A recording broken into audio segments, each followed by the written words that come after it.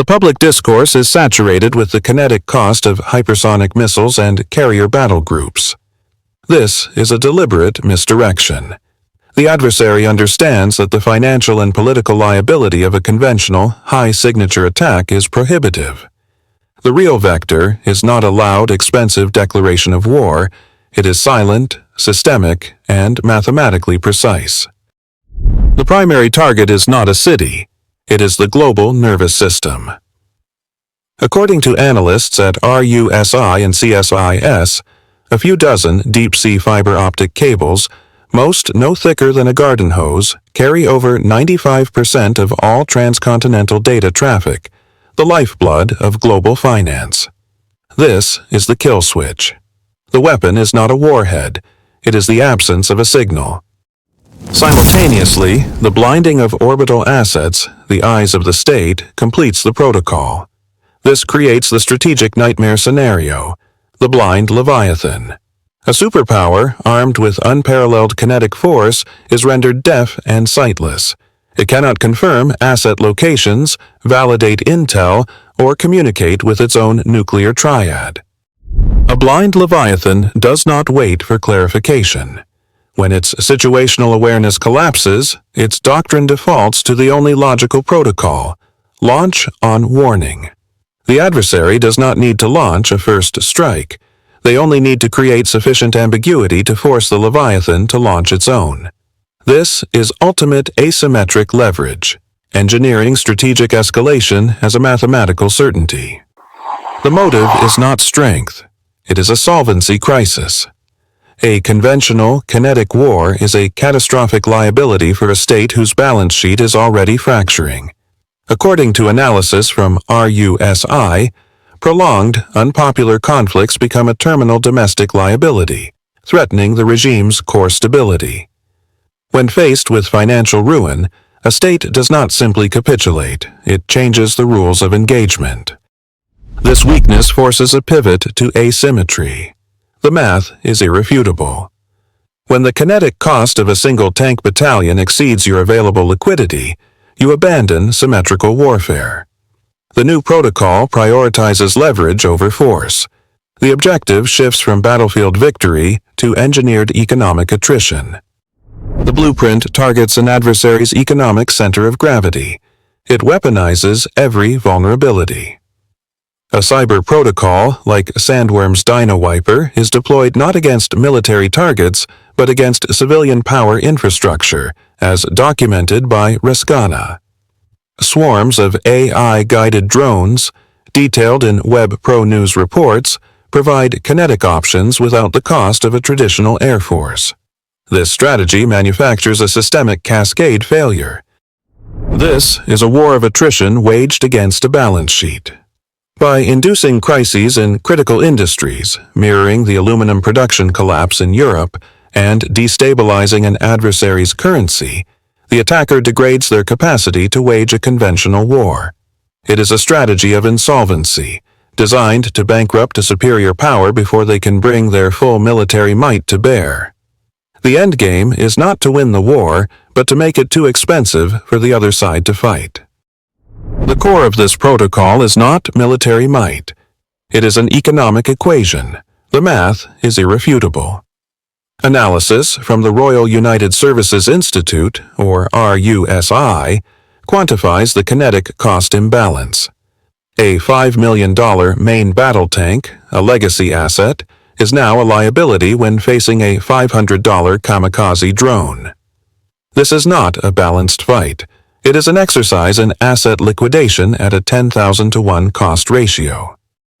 This economic disparity enables a strategy of attrition that is mathematically impossible for a conventional force to sustain. The objective is to bleed a nation's defense budget not on the battlefield, but on the balance sheet. Every destroyed tank is a multi-million-dollar write-off. Every deployed drone is a negligible expense. This creates systemic financial pressure, amplifying a solvency crisis by making conventional defense economically non-viable. This mechanism has a name: the democratization of violence. State-level lethality is no longer the exclusive domain of superpower militaries. It has been decoupled from industrial-age platforms and is now available at consumer-level prices. The same principle applies to cyber weapons, like the DynoWiper malware used against power infrastructure. The cost to deploy is trivial. The cost to the target's entire industrial and financial system is catastrophic. It is the textbook definition of asymmetric leverage. The map you are shown is a deliberate misdirection. The hotspots generating headlines, warnings from Canadian intelligence about South Africa, for instance, are not the epicenters of conflict. They are the proving grounds. These regions are proxy laboratories, gray zones where next-generation attrition protocols are stress-tested in live environments before deployment against primary state adversaries. The systemic risk is not the regional instability. It is the doctrine being perfected within it. In these labs, the blueprint for post-kinetic warfare is being finalized. CSS reports confirm the objective: to achieve strategic paralysis with minimal kinetic cost. They test vectors for industrial collapse, mirroring the de facto shutdown of Europe's aluminum production.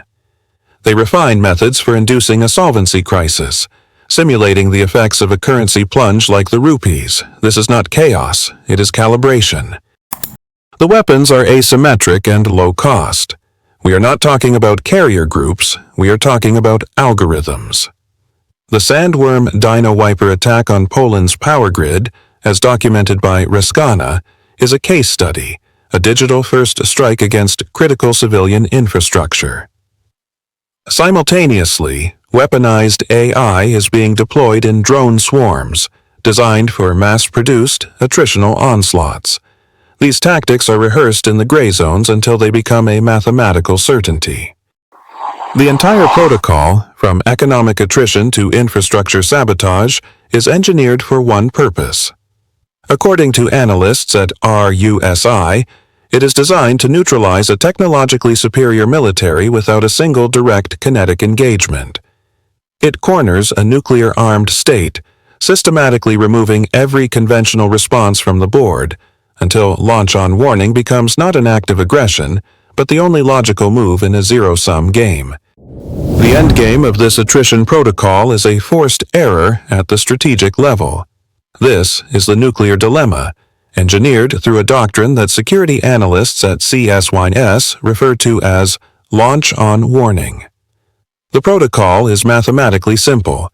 If early warning systems detect an incoming nuclear strike, you launch your own missiles before impact. This ensures retaliation. But the protocol's systemic flaw is now being exploited. A cyber attack, such as the Sandworm DynoWiper weapon documented against Polish power infrastructure, is not just a kinetic attack on a grid. It is a blueprint. By targeting and blinding radar and satellite command and control, an adversary creates the fog of digital war. The commander in the bunker does not see incoming missiles. They see a black screen. Is it a system malfunction, or have the radar stations just been neutralized in a decapitation strike? The doctrine forces a binary choice: launch based on the absence of data, or wait for confirmation and risk total annihilation. This is the ultimate asymmetric leverage, a low-cost cyber weapon creating a multi-trillion-dollar kinetic dilemma, cornering a nuclear-armed state until escalation becomes its only logical option. The doctrine's test phase is not theoretical. Precedent exists. According to Reskana analysis, the Sandworm unit deployed DynoWiper malware specifically engineered to attack Polish combined heat and power systems.